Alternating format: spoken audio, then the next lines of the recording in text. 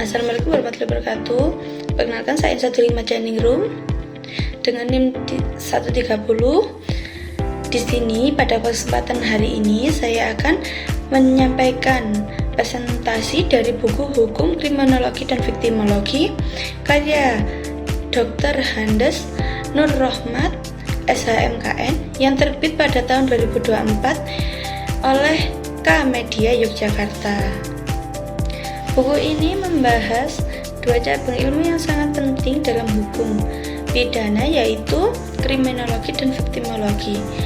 Dua bidang yang saling melengkapi dalam memahami kejahatan dan korban kejahatan. Dalam buku ini, penulis menjelaskan bahwa kriminologi adalah ilmu yang mempelajari kejahatan, pelaku, dan penyebabnya. Sedangkan viktimologi berfokus pada kejahatan, hak-hak penderitaan, serta perlindungannya. Dalam sistem hukum pidana di Indonesia, kriminologi berfungsi memberikan dasar teori bagi pencegahan dan peningkatan kesejahteraan, sedangkan viktimologi memastikan bahwa korban tidak diabaikan dan proses hukum. Keduanya juga menjadi fondasi penting bagi pembangunan sistem hukum yang adil, manusiawi, dan seimbang. Tidak hanya menghukum pelaku, tetapi juga memulihkan korban. Di sini adalah teori-teori dalam kriminologi. Bab kedua ini bisa menjelaskan berbagai teori yang menjadi landasan perkembangan ilmu kriminologi. Yang pertama yaitu teori klasik, dipelopori oleh Cesare Beccaria dan Jeremy Bentham. Teori klasik ini lahir di abad 18 sebagai reaksi terhadap sistem peradilan yang kejam dan sewenang-wenang. Menurut mereka, manusia adalah makhluk rasional yang bebas memiliki tindakannya. Kejahatan terjadi karena individu menimbang untung dan rugi dari perbuatannya itu sendiri. Prinsip dasarnya adalah hukum harus pasti, cepat, dan proporsional. Tujuan hukum yaitu bukan balas dendam, melainkan pencegahan. Teori ini menekankan keadilan, kepastian hukum, dan hak asasi manusia. Yang kedua adalah teori positif. Teori ini muncul sebagai kritik terhadap teori klasik, dipelopori oleh Casare Lombroso, Enrico Ferri, dan Raffaele Girolamo. Teori ini berpandangan bahwa pelaku kriminal bukannya hasil pilihan sadar, melainkan akibat faktor-faktor biologis, psikologis, dan sosial. Lombroso memperkenalkan konsep born criminal atau penjahatan bawaan. Sementara Ferry menyoroti pengaruh lingkungan sosial. Meski mendapat kritik karena terlalu deterministik, teori ini memberikan dasar bagi sistem permasyarakatan modern dan program rehabilitasi pelaku kejahatan. Yang ketiga yaitu teori interaksionalitas dan labeling. Teori ini menerapkan bahwa kejahatan adalah hasil interaksi sosial menurut Hornberger dan George Herbert. Seseorang menjadi penyimpang bukan karena tindakannya semata, tetapi karena label yang diberikan masyarakat. Ketika seseorang diberikan cap penjahat, ia cenderung menginternalisasi label tersebut dan terus berperilaku menyimpang. Teori ini juga memperkenalkan konsep penyimpangan primer dan penyimpangan sekunder yang menjelaskan bagaimana pelabelan sosial bisa memperburuk penilaian kriminal. Yang ketiga yaitu teori kriminologi modern. Kriminologi modern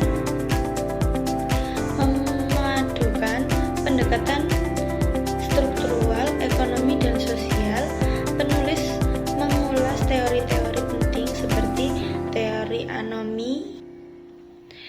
Kejahatan muncul karena ketidaksesuaian antara tujuan sosial dan sarana yang sah untuk mencapainya.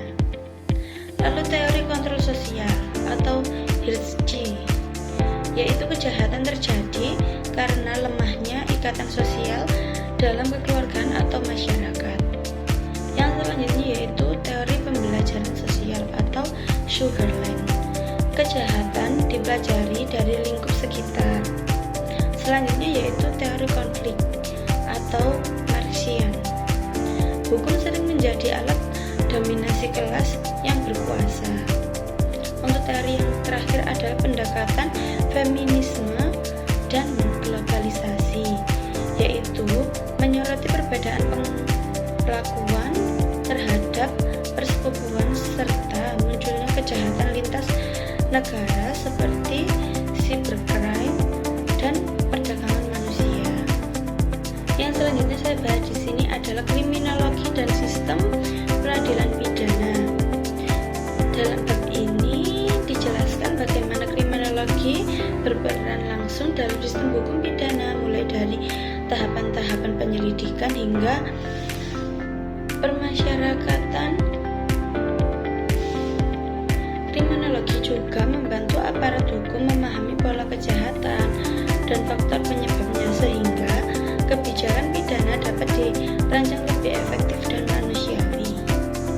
Di sini juga peran kriminologi dalam sistem peradilan meliputi pembentukan kebijakan pidana berdasarkan hasil penelitian ilmiah. Yang kedua yaitu penyidikan dan investigasi dalam metode ilmiah.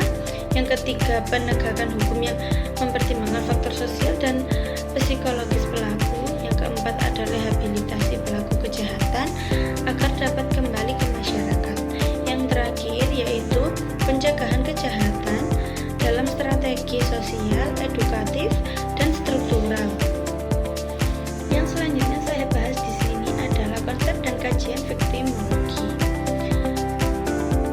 Di sini saya akan menjelaskan dasar-dasar viktimologi sebagai ilmu yang mempelajari korban kejahatan, yaitu penulis juga menguraikan sejarah viktimologi yang berkembang pada pertengahan abad ke-20 sebagai cabang baru dari kriminologi. Yang kedua yaitu jenis-jenis korban kejahatan, seperti korban langsung, korban tidak langsung, korban potensial, korban struktural. Yang selanjutnya yaitu teori-teori viktimologi, teori yang membahas proses viktimisasi serta hubungan antara pelaku dan korban. Yang selanjutnya yaitu aplikasi viktimologi di Indonesia, seperti pengakuan hak-hak korban dalam hukum positif dan peran lembaga perlindungan sanksi serta korban atau LPSK. Viktimologi berperan penting dalam perkembangan paradigma baru peradilan pidana yang berorientasi pada restoratif justice, yaitu pemulihan hubungan antara pelaku, korban, dan masyarakat.